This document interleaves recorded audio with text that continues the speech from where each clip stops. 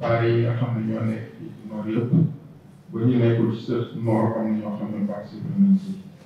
kon saa yaakaar naa ne tey tamit su fekkee ne dafa woo école yëpp kenn ku nekk mu war la jàppale ci sa école sant yàlla bu baax a baax a baax xëy na bu njëkk doon nañ xaar sax ba école ubbi ñuy doog leen jàppale waaye yaakaar naa ne nit ki soo koy jàppale day gaaw parce que soo xaaree ba mu ubbi sax am na ñoo xam ne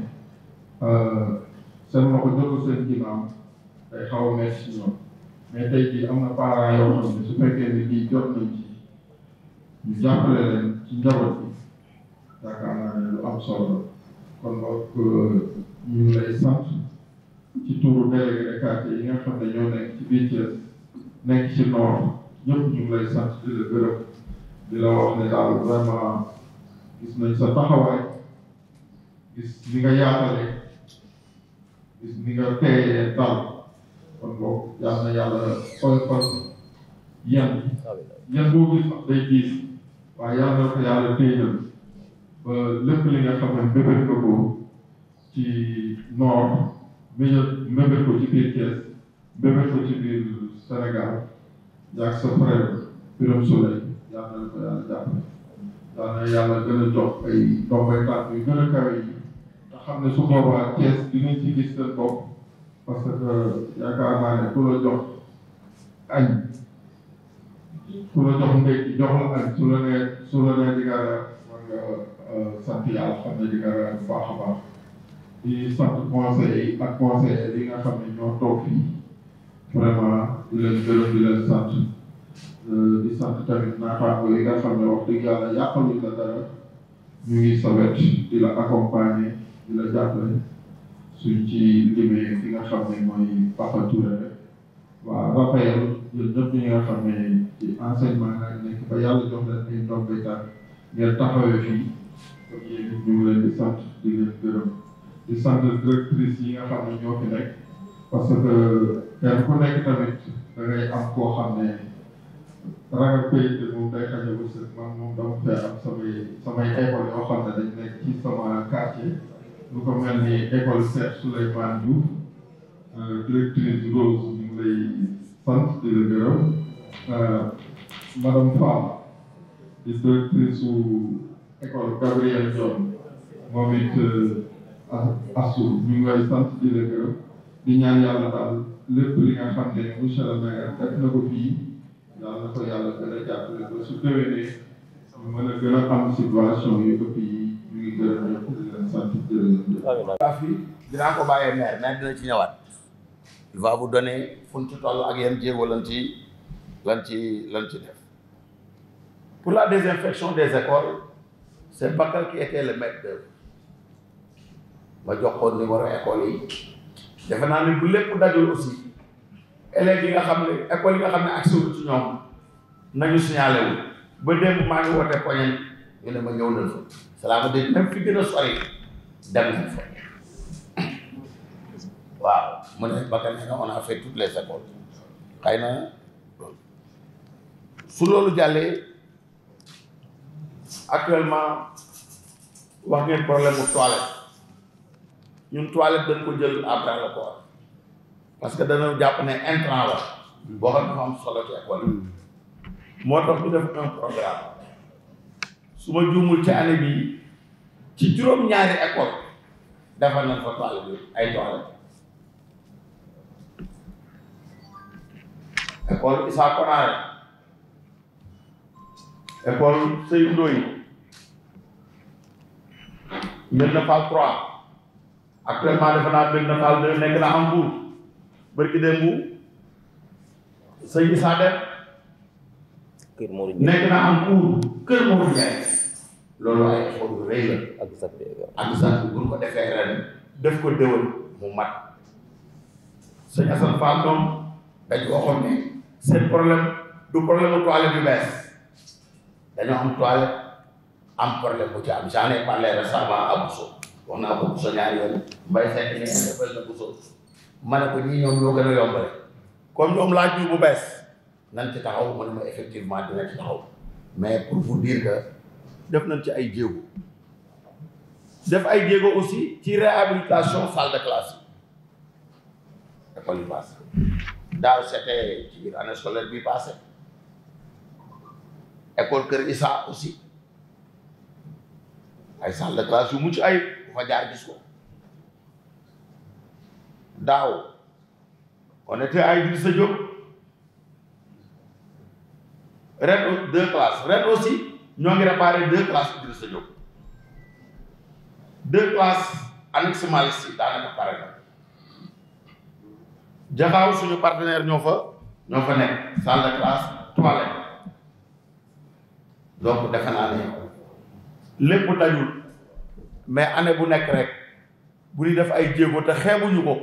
su yàggee dina tànn même bu lépp baaxul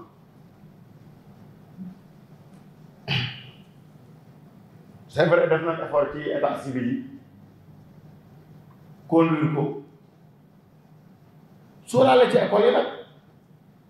parce que daaw dañ ko naroon def ci biir vacances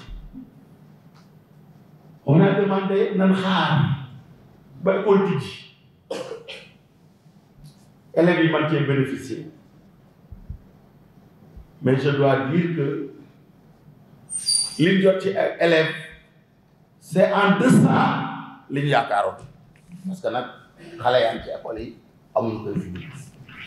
ñuy gën di sensibiliser les directeurs xëy na parent bi moo war a wutal doomam këyit mais bu ci école bi jàppul du baax xam ngeen situation bi am na parents yoo xam ne daanaka tànnuñu ko bu ñu xëyee xëy na guddi la ñu seen kër je sais que responsabilité bu rëy la nous devons être prudents mais nag il faut ñu gën cee jàpp parce que lépp après day këpp ci suñu kaw mën naa ñëw ci maintenant les fournitures scolaires fournitures yi def nañ effort bu rëy de plus de 13 millions pour la mairie décaissé mu nekk ay comme daaw ay cahier 48 pages ay cahier 100 pages 96 madar ak javel ardoise et papier A4 papier A4 bi vraiment le maire dafa insister pour ngeen am ko man parce que dañ leen ko jox pour école bi tuuti leen matal on avait pensé sax lan joxe woon est-ce que du ñëw dindi ko wàññi ko renforcer le centre de reproduction le maire a dit joxe leen li ngeen doon joxe bu leen ci wàññi bu ko defee moom il va s'occuper du centre de reproduction loolu aussi ñu salué ko c'est lui qui a tenu à ce que ça se passe comme ça ci fourniture yi bi ñu koy joxee joxewuñ ko par hasard j'ai mis à contribution Mbaye Seck Mbaye Diouf pour xam à peu près le nombre d'élèves yi nekk ci cours bu nekk au niveau de la zone après ñu def benn simulation nag moom mënut a exact ñun schéma bii lañu wax dañ ne ardoise yi c'est uniquement pour les élèves de CI nga xam ne ñoom mënaguñoo bind sax ci kaay yi ñu ngi doog a ñëw ñoom la pré ardoise les cahiers de 48 pages nga xam ne moo gën a bëri ñu jagleel ko du CP au CE2 waxuñu ne loolu mooy am de ñun laa wax suñu simulation directeur la ñoo sa dox cahier 100 pages yi ñu gën ko réserver CM1 CM2 schéma boobu ñun ñu ko defee dañ ne buñ ko defee élève bu CM1 CM2 bu ci nekk lu ma bon di nga am boo amul ñeent am ñetti cahier 100 pages mais loolu dana la dimbale mais suñu defee effort dañoo bëgg effort bi répercuter à la base duñ jël argent comptant on a été directeur d'école ce que certains bëriwul dans 2 ou 3 écoles nous disent un parent dit sama doom jotul kaye. On prend avec des pincettes. Un parent nous dit sama doom benn kaye la jot. Mais avec tous les efforts que nous avons fait, mais ñun yooyu yëpp duñ ko jël moo tax dañuy dal ba waxtaan jot ñu waxtaanaat suñu biir ak ñun ak parents yi su may waxtaan sama mbokk directeur yi parce que ñoom xam nañ ne ci ñoom laa bokk ñun ñëpp yor nañ ay école bu fourniture yi ñëwee ñun ay jàngalekat yi suñ mbokk jàngalekat yi ci classe yi ay jàmbaar ñu dëgg waaye ku nekk danaan lan laa war a am ci fourniture yi mais yàgg naa leen ko wax fourniture bi pour ñoom man nañ ko waxtaan suñu biir ay bokk les fournitures ne sont pas destinées aux enseignants enseignants yi yàlla daf leen may teral leen ñu am jënd fourniture nekk ci zone boo xam ne gis ngeen ñàkk gi ni mu demee parents yoo xam ne pour jënd benn kay problème la kon ñu góorgóorlu xam naa jafe na nag ci directeur bi parce que xam naa relation bi am directeur ak jàngalekat yi waaye ñu def effort ba kay yi dem ci élèves yi loolu mooy dimbale parents bi loolu mooy dimbale maire mu sawar kooku man jàngalekat comme yéen directeur d'école maa jël responsabilité entre frère di ko waxtaan ak yéen comme ni may dajal rek ay directeur ñi di ci waxtaan mbay mi waxtaan ci bataay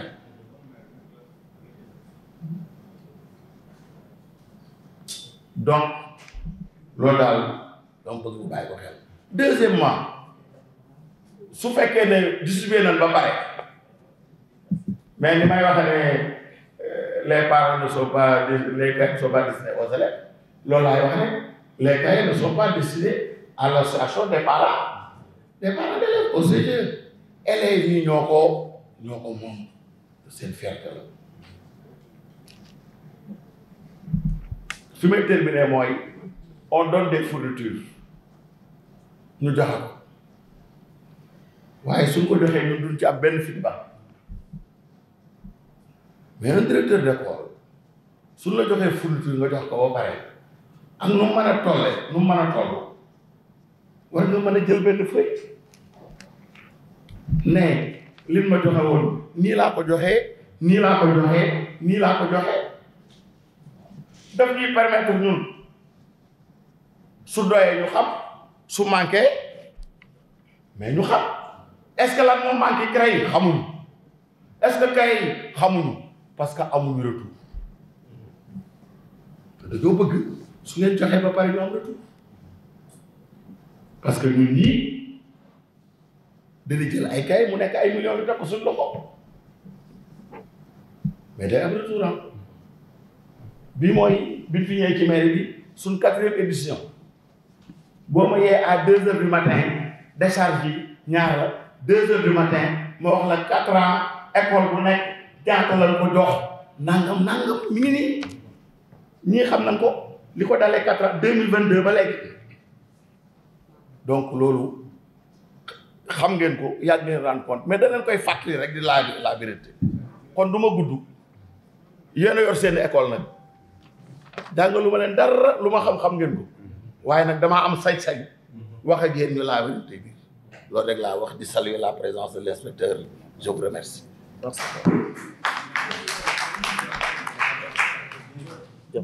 À l'endroit de monsieur le maire et ses collaborateurs, mes salutations à l'endroit des directeurs d'école aussi présents, mes salutations à l'endroit aussi des parents d'élèves et les invités. Bien, mais vous savez très bien que l'éducation est une compétence transférée. Donc, au niveau des collectivités territoriales. Donc, si le maire fait des efforts pour donner des fournitures, vraiment, on ne peut qu'apprécier positivement ce geste-là. Vraiment, je vous remercie, monsieur le maire, du geste que vous avez proposé. Parce que cela va permettre aux enseignants de démarrer à temps. Cela aussi va permettre aux élèves de bien en apprendre. Autre chose aussi, vous avez posé d'autres actes que je ne vais pas revenir ici. Je vais rappeler une chose tout simplement. Lors de la correction, j'étais présent, mais là-bas, vous avez donné beaucoup d'eau au maître corrigé au niveau du 60 ans. C'est un acte important que vous avez posé aussi. Autre chose maintenant, concernant les parents, Monsieur le maire vient de poser un acte. Les directeurs vont aller dans les écoles avec les fournitures. Ils vont donner ça aux enfants. Les enseignants sont dans les classes. Mais ce qu'on a remarqué le plus souvent, après les enseignements apprentissages, la continuité au niveau de la même maison, le suivi. Donc nous exhortons les parents à bien suivre les enfants, surtout en début d'année. Suivre les enfants. Pour ça maintenant, ça vraiment c'est un problème au niveau des familles. Les portables et la télévision, c'est un des problèmes. Les élèves sont tout le temps avec les portables. Vraiment, il faut veiller sur ça. Au moment où ils apprennent les leçons, ils doivent laisser les portables apprendre les leçons, après utiliser les portables. Mais les parents vraiment doivent veiller sur ça. Autre chose, monsieur le maire, les efforts que vous avez fournis ne sont pas nuls. Pourquoi? Parce que Thiès, ville, a obtenu 83% au CFE. Donc, vos efforts ne sont pas nuls. Vous avez vu? Donc, vos efforts ne sont pas nuls. Autre chose, les parents de l'élève continuent. Donc, il faut veiller sur ça. Le fait que les enfants laissent les portables et la télévision pour apprendre les leçons. Parce que tout ce que le maître fait en classe, s'il n'y a pas de suivi, ça va devenir nul. Ça va devenir vraiment. Hein? Monsieur le maire, vraiment, nous avons entendu tout ça. Je ne vais pas revenir sur ce que vous avez fait. Tous les actes que vous avez posés pour nous accompagner. Vraiment, l'élève est reconnaissant et vous dit vraiment merci des actes que vous avez posés. Pour ne pas être long, vraiment, l'élève est très content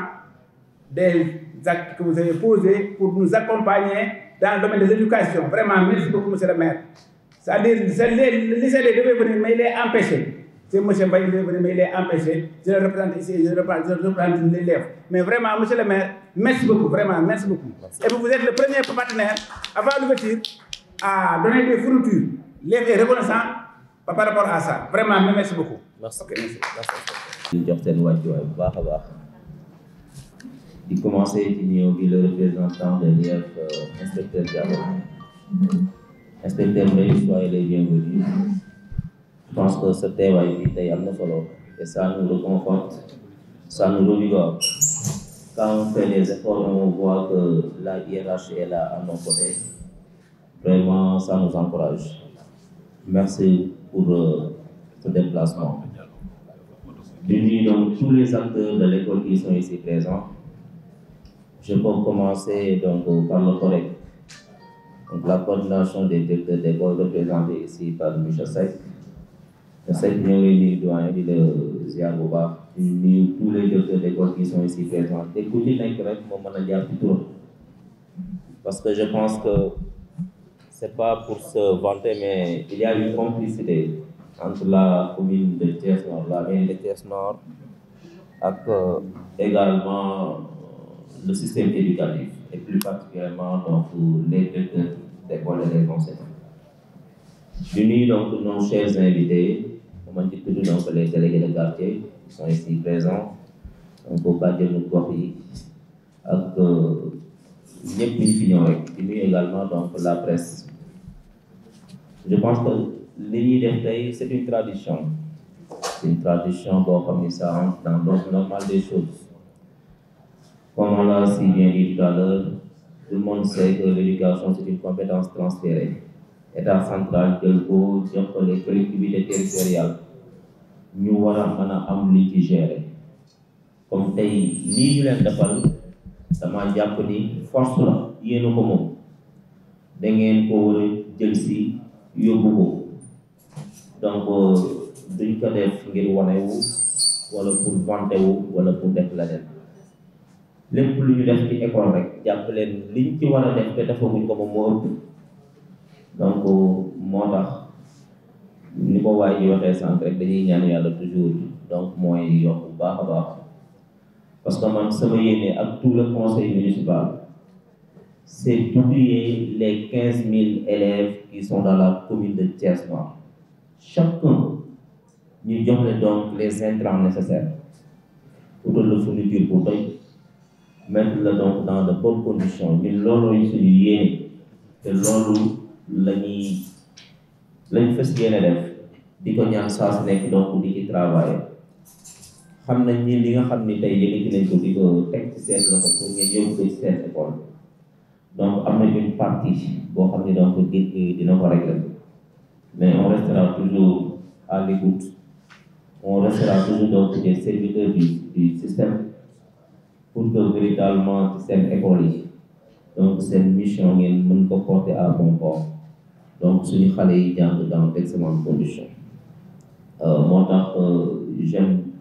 toujours écouter donc des doléances j'aime toujours écouter donc des critiques objectives parce que je dis souvent que c'est ce qui nous grandit donc il faut s'ouvrir donc à tout le monde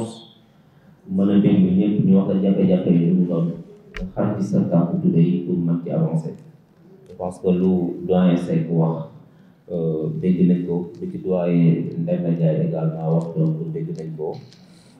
te dinañ gën a góorgóorlu bu baax a baax bi ci des rek mooy pour l'année scolaire 2025-2026 la commune de Thiès Nord, la maire de Thiès Nord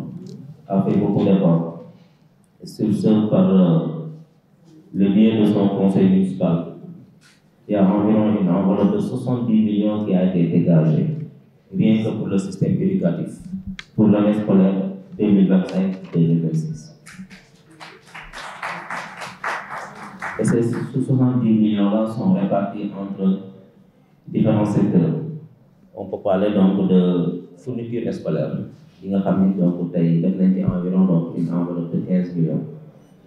pour donner donc une fourniture scolaire bu jëm ci école yi. Toujours ci enveloppe 70 millions boobu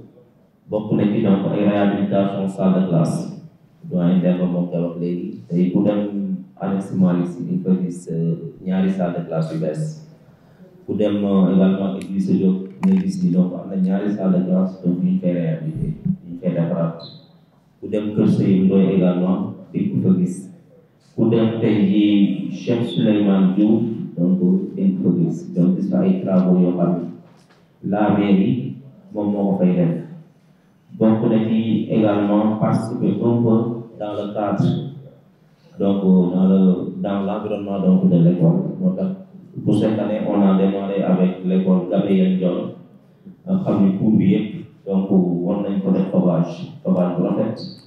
également du ko fa ay garab peinture école bi pour que école bi donc gën a am taal mu nekk benn phase test également avec nos amis de Cheikh Souleymane Diouf que je salue au passage puisqu'il est le président xam ni moo ngi teew defar nañ fa donc ay bancs publics donc pour jox ko xale yi mais comme ni ma ko waxee li ñuy soog a tàmbali def te bëgg nañ chaque année donc ñu dugal ko donc ci ay école donc yooyu yëpp ren def nañ ko def bokk na ci également toujours donc dans cette enveloppe là construire donc des édifices publics comme ni mu ko waxee doyen donc moom mooy toilettes yi ñu def ci effort yu rëy bu ñu ko estimé ren rek donc toll na ci 14 millions entre donc les 5 écoles yi nga xam ne moom la ñu choisir pour ren donc def ay toilettes te ku ci dem ci école yi nga xam ne sànq lim nañ ko di ngeen gis donc travaux yi commencé na même bu commencé wu sax l'entrepreneur donc ñëw na ko ba jël les levées donc ba war a ñëw donc def liggéey boobu donc yooyu c'est des efforts yoo xam ni boobu léegi donc ñoo ngi koy def alors toujours dans cette enveloppe de 70 millions am na yeneen yu bari yoo xam ni donc def nañ ko ci bokk na ci côté désherbage bi je pense que ça fait une semaine comme ça donc nos équipes ñoo def le tour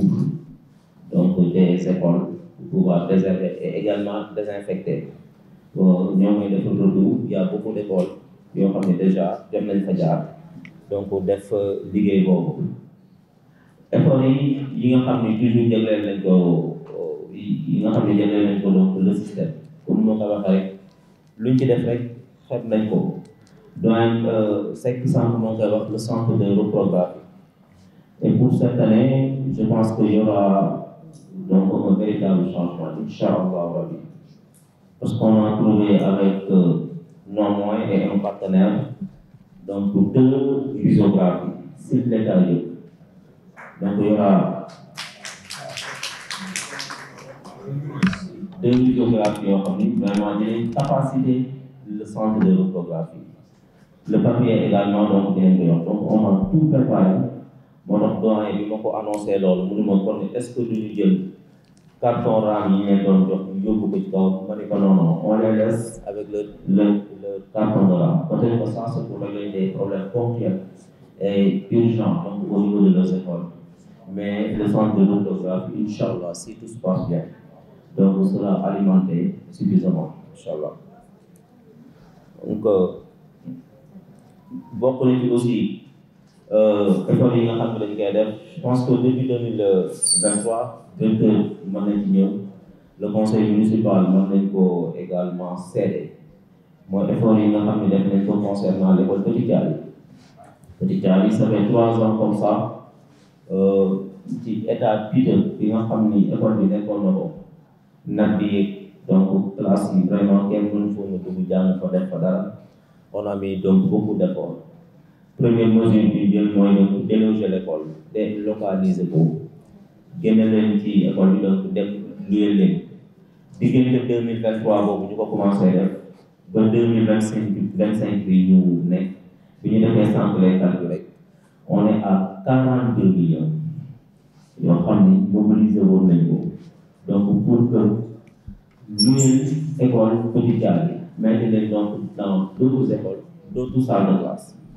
Donc loolu aussi ñu ngi doon góorgóorlu ba ren loolu la ñuy reconduire mais vous avez suivi un peu l'actualité am nañ site yi te yàlla dafay jàmm donc su peu incha allahu rabbi l'école Petit Thialy ak site bu bees bi nga xam ne xam nañ ko la construction scolaire ñëw nañ fii def nañ reconnaissance de site ñëw nañ def seen implantation pour démarrer les travaux le plus rapidement possible. Donc c'est l'occasion de remercier le ministère de l'Éducation nationale, de remercier également la construction scolaire, de remercier également tous les acteurs qui ont tourné autour de ce dossier. Moment de tout de bari, mais ngeen bàyyi moment de donc la communauté ou bien les populations de Petit Thialy et de Guet Extension. Nga xam ne tey bi ñu jotee le projet vraiment donc adhéré accompagner donc la mairie pour que rapidement ce projet-là donc ñu réaliser ko du ñàkk nag am na ay wax yu ndaw yu ci amoon mais ñooñu on est allé donc vers ñoom jox leen donc la bonne information et bi ñu déggee la bonne information comprendre nañ donc il y avait de l'espace boo xam ne c'était réservé donc à l'esport ay jeunes nekkoon fa di def seen sport ils ont cru que donc on vient pour prendre donc ce terrain alors que c'est pas ça. C'est 2 équipements. Ben équipement, c'est un équipement sportif, ben équipement, c'est donc un équipement scolaire. Le projet va porter sur l'équipement scolaire. Les dimensions qu'on a dégagées pour l'équipement scolaire, nous circonscrire donc le projet de l'école. Donc, il faut que on n'a pas touché donc à l'infrastructure sportive. Donc, c'est mon propos qui est là pour que ñëpp di dem ci xam ni noonu la dem aussi di leen ñaan ne leen ñoom dinañ am chance les populations de Petit Thialy et de Guet Extension ak une école moderne ñu tabaxal leen pour une première fois au Sénégal école boo xam ne amul fenn ci Sénégal avec toutes les commodités donc loolu chance la pour Petit Thialy chance la également pour les population yi nga xam ne ñoom ñoo ko dégg foofu yëpp Thialy Grand Thialy Guet Extension ne leen daal nañu pare donc pour adhérer à ce projet nañu pare également à accueillir donc ce projet à bras ouverts et à l'accompagner parce que dinañu am loo xam ne tey kenn amu ko Sénégal ñoom ñoo koy jëkk am Sénégal waaw. bi ci des mooy di leen féliciter donc tous les acteurs de l'école ñi nga xam ne ñoo nekk fii au niveau de Thiès Nord parce que tey bu ñu demee ba au niveau national au niveau du ministère ñu fay distinguer la commune de Thiès Nord donc di leen defal ay distinction je pense que c'est pas le maire c'est pas le conseil municipal mais c'est plutôt donc la communauté éducative yéen ñi yombal liggéey di jàppale ñu ba suñu pour àgg foo xam ni tey donc sant nañ ci yàlla bu baax mais du tax ñu baisser les bras comme nous m'avons dit, on va continuer à vous accompagner, on va continuer donc à vous écouter, à vous appuyer, à travailler donc avec vous pour que véritablement les premières écoles, ñi nga xam ne toujours ñoom la ñuy classé ci kanam ñoom la ñuy dégg ci kanam donc di jóge Thiès Nord. Et c'est l'occasion donc de féliciter les écoles yi nga xam ne def nañu ren 100%. moom mu ngi tudd donc l'école Cheikh Ibrahima Fall. Donc doyen vraiment toutes mes félicitations à vous. Parce que kon nekkoon na loolu bi ñu toogee Diamniadio devant le secrétaire général du ministère ñu toog ñu tudd leen fa. tudd fa également la mairie de Thiès Nord donc loolu rek sax la donc ñu leen di féliciter bu baax a baax di leen encourager di féliciter ñëpp parce que on commence à voir donc les résultats mais bu mu tax ñu nelaw ci suñuy njëgënaay nañu yokk donc góorgóorlu xam ni nous sommes donc à vos côtés donc toujours pour liggéey ak ñoom pour booster le système pour donner à nos élèves à nos enfants donc un enseignement de qualité. xam leen ni lépp lu ñu leen joxul wala lu ñu leen indilul rek jàppale ni donc dañ kaa amul te buñ ko amul donc dinañ dem seeti ko incha allah donc doyen rek moom ma koy wax comme ni ñu defoon daaw donc c'est tout juste pour créer de l'émulation donc entre enseignants donc on se connaît xam nañ donc lan mooy émulation et c'est un concours wala ñu waxal ko donc benn genre kii bu serein moo tax ren comme ni ñu ko defoon daaw on a décidé les 3 meilleures écoles donc de la commune de Thiès Nord dina am donc benn neexal boo xam ne dinañ leen ko jox benn enveloppe de 150 000 francs par école donc jàppale leen ko ci seen CGE jàppale leen ko donc seen organisation interne loolu bu yàlla defee jàmm donc en collaboration avec l'IEF parce que maa ngi déggante ak IEF et donc l'ICD am na benn cérémonie bu ñuy waajal ñoom donc pour pouvoir primer donc les meilleures écoles et les meilleurs enseignants ci cérémonie boobu incha allah rabi si la ñuy profité donc pour joxe neex yi donc di leen ci jaajëfalaat bu baax di leen ñaan rek pour que ngeen garder la barre fi ngeen ko téye baax na ñi nga xam ne ñoo nekkoon ci digg bi ak xawoon na féete ginnaaw ñëw fekk si leen pour que Thiès Nord donc toujours nekk ci kanam donc concernant le système éducatif incha allah yeneen doléances yi je pense que doyen Demba noté na ko bu baax a baax duñ ci ñëwaat donc côté état civil bi dinañ ci góorgóorlu et personnellement donc on a fait plusieurs travaux avec donc l'état civil pour mën a xool nan lañ leen mën a wàññalee donc coono yooyu donc dem beeg dikk bi ñoo ngi ci salle bi donc le frère Ablaye Sène moo ngi ñuy dégg donc je pense qu'il a pris note pour que ñu jàppale leen coono yooyu nga xam ni yeneen koy am pour récupérer papier yi wala récupérer donc seeni kayit donc mu wàññeeku bu baax a baax waaw di leen jaajëfal bu baax xam nañ ni tey temps bi xat na depuis 9 heures yéen a ngi fi toog donc di leen gërëmaat bu baax a baax di leen wax rek ne leen ni yéen a ko moom xam nañ ni mënta satisfaire leen mais c'est une participation donc symbolique di ñaan yàlla ñu am une année scolaire paisible une année scolaire donc 2025-2026 donc def ko ci jàmm commencé ko ci jàmm donc terminé ko ci jàmm pour que au soir du bilan donc au mois de juillet prochain ñu ne Thiès Nord kat les écoles de Thiès Nord kat liggéeyuwaat nañ donc seen loxo bu baax a baax te lépp loo xam ni joxewoon nañ ko comme engagement dans les écoles am na ci écoles yu bari ñoo ngi fii toog xam nañ ni donc def nañ effort bu parewul donc c'est en cours donc jarul ma ciy jaaraat donc école après école ñoo ngi ci te gëm nañ ñu fii ak donc fin d'octobre réalisation yi nga xam ni war nañ ko def ci école yooyu wala projet yi nga xam ni donc amoon nañ ko fa dinañ ko réaliser incha allah di également saluer l'effort nga xam ni parfois les communautés donc ñoo ngi koy def par l'entité donc des CGE parce que donc il y a des CGE et des AP donc très organisés tey jii boo ñëwee Gent nga gis 3 salles de classe yooyu nga xam ni ñoo ngi koy defar donc la communauté donc porté ko dañ leen ciy félicité bu baax a baax xam maintenant l'école c'est ça donc l'école donc elle est communautaire am na population yi ko comprendre bu baax a baax moo taxit vous en tant que directeur, en tant qu'enseignant, il faut aller donc vers ces comités de là. Donc les inviter, les accepter, donc waxtaan ak ñoom pour que ñu gën a dugal seen loxo donc ci école yi. Di féliciter également les comités de salubrité publique parce que gis nañ ni ren désherbage bi ñun niñ ci defee effort. Il y a également des comités de salubrité publique ñoom ci seeni gox désherbage yooyu ak désinfection yi réparation table banc yu ci bari donc ñoom ñoo ko def et c'est l'occasion donc de les remercier donc et de les féliciter. waaw fii rek laa bëggoon a yemale rek kàddu gi di leen waxee que leen kontaan nañ lool di leen ñaan ngeen ñaanal ñu donc mooy gën a bari pour que lépp rek ñu jël rek sotti leen ko yéene gi mooy parmi les 15,000 élèves qui sont ici donc dans ma commune ku ci nekk rek sentir ni xale bu ci nekk rek sentir ni donc mairie baa ngi ci ginnaaw bu baax a baax di également remercier le préscolaire. Je pense que donc en torse la woon ñaari année yi ñu génn mais ren on a fait l'effort donc de réparer ça ni élémentaire bi jëlee les 7 écoles donc du préscolaire également noonu la ñuy jëlee donc seen fourniture également dinañ leen accompagner bu baax parce que ren je vais vous passer l'information la construction scolaire a décidé qu'au niveau donc de la zone inchallah bi école préscolaire bu nekk foofu ñoom dinañ ko réhabiliter. Le projet donc c'est fini, le financement on l'a bouclé.